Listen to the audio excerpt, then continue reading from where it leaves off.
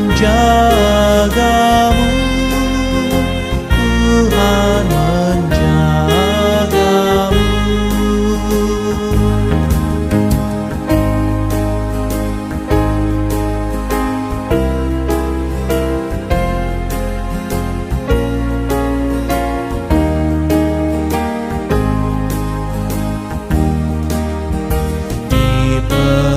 Dipeliharanya hidupmu, Tuhan menjagamu, dan didengarkannya doamu, Tuhan menjagamu.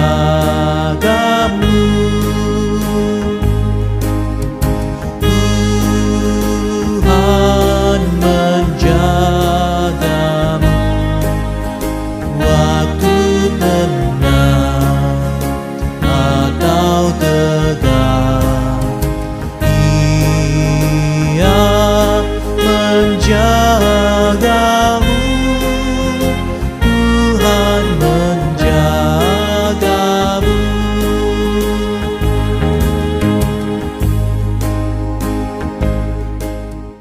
Shalom, selamat pagi Ibu Bapak Saudara yang dikasihi oleh Tuhan Yesus Kristus. Kita kembali berjumpa dalam doa pagi online GKI Gatot Subroto Purwokerto pada hari ini. Sebelumnya kita mari satu dalam doa. Terima kasih Tuhan untuk hari baru yang masih Engkau percayakan bagi setiap kami. Saat ini kami mau sejenak untuk merenungkan firman Tuhan.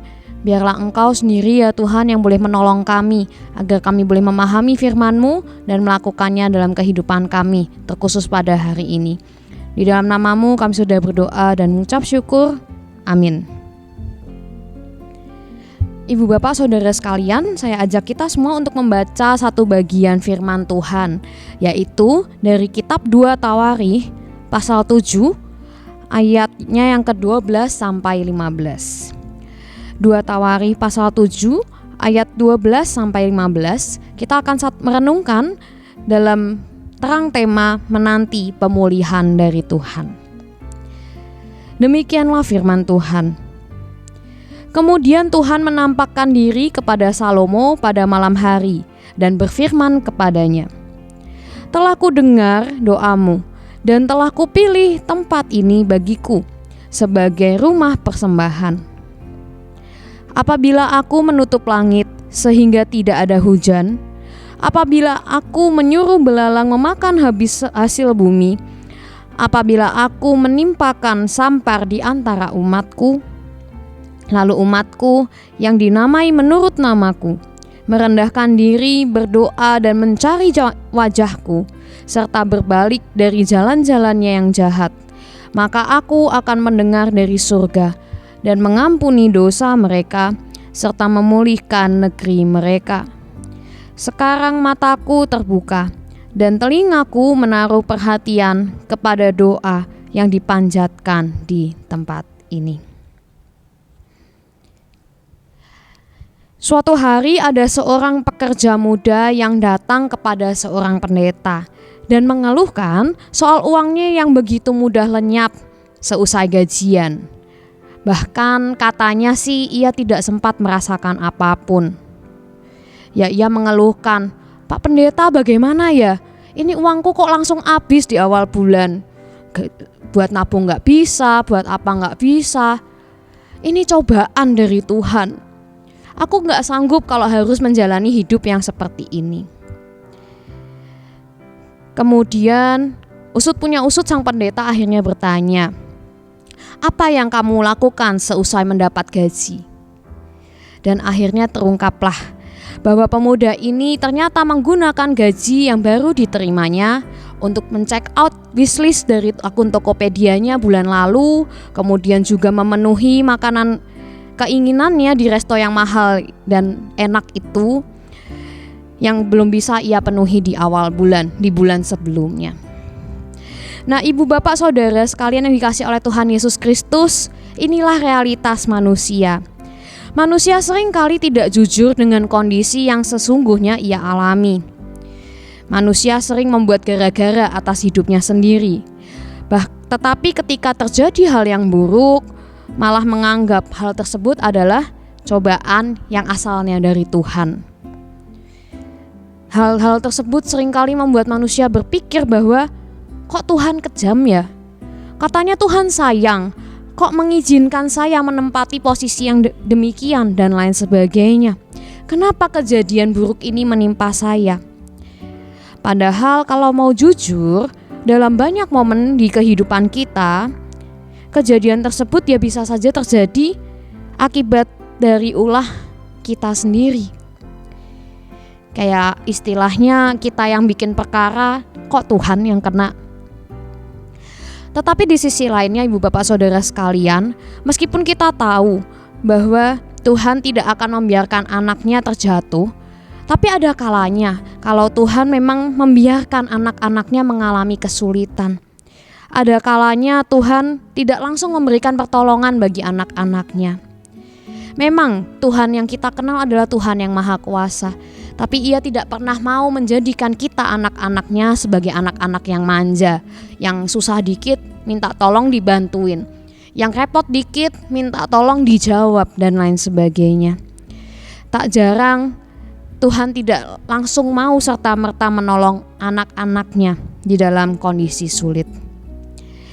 Nah, itulah juga yang menjadi konteks dari bacaan kita pada pagi hari ini. Bangsa Israel adalah bangsa yang terkenal sebagai bangsa yang tegar tengkuk. Banyak sekali kisah yang dapat kita dengar dan kita baca sepanjang kitab Raja-Raja maupun Tawarikh soal kerajaan Israel yang penuh konflik itu. Terkhusus di zaman Saul dan juga Daud, di mana juga masih banyak cerita soal ketegar-tengkukan bangsa ini. Bangsa yang malah memilih menyembah Allah lain ketika ia mengenal Allah Israel. Bangsa yang hidup tidak berkenan di hadapan Tuhan, padahal Tuhan sebagai bangsa pilihan, Tuhan meminta bangsa Israel untuk taat dan lain sebagainya. Tetapi di tengah kondisi sulit tersebut, di tengah kondisi bangsa Israel yang tegar tengkuk itu, umat Israel merindukan dibangunnya Bait Allah, tempat permanen bagi mereka bangsa Israel untuk beribadah kepada Allah. Namun selama ini, sampai titik di bacaan kita tadi, Allah belum mengizinkan pembangunan bangsa Bait Allah di masa Daud. Karena di masa Daud masih banyak peperangan dan masih banyak kemaksiatan yang terjadi.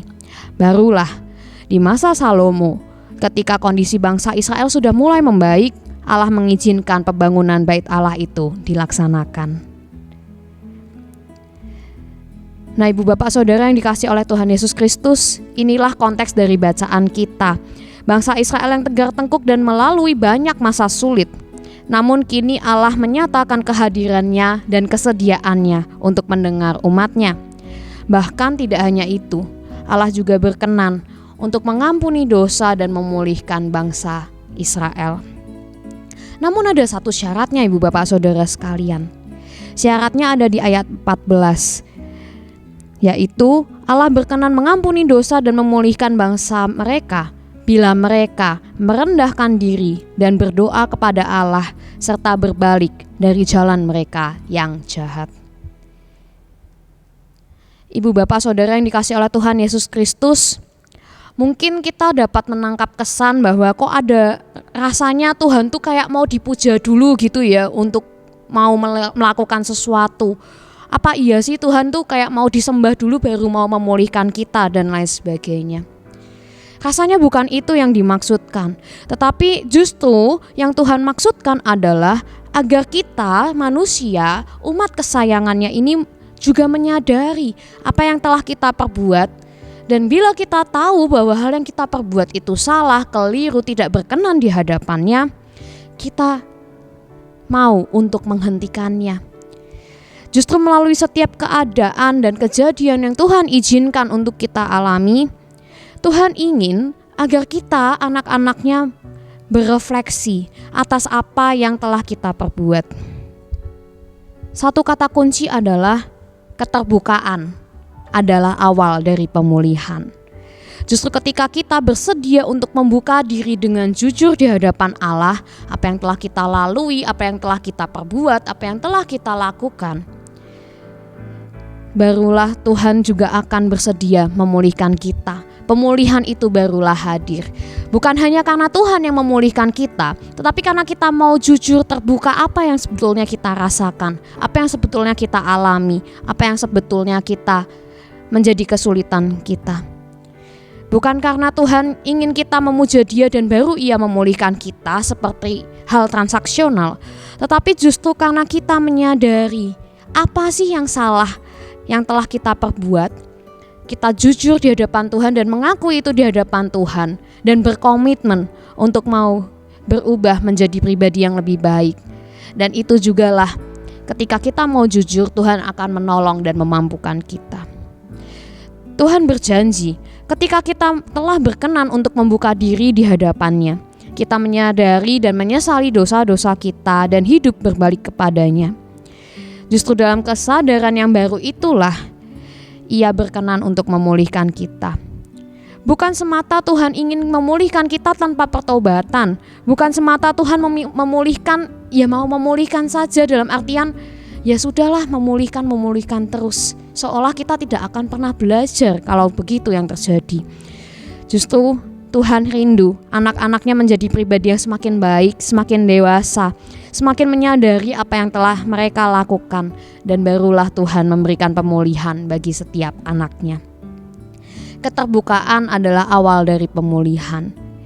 Memang kita menanti hadirnya pemulihan dari Allah, tapi Allah juga menanti setiap kita untuk mau jujur dan terbuka kepadanya tentang apapun yang kita alami, kita rasakan dan kita lakukan.